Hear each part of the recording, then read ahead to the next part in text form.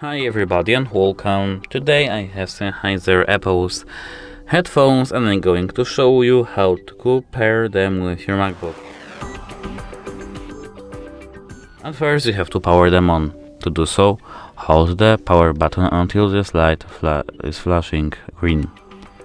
Now hold this Bluetooth button at the back over here for at least 3 seconds. Now hover this Bluetooth icon at the top, click on it and then Bluetooth settings. Here wait, in every devices your headphones should be here.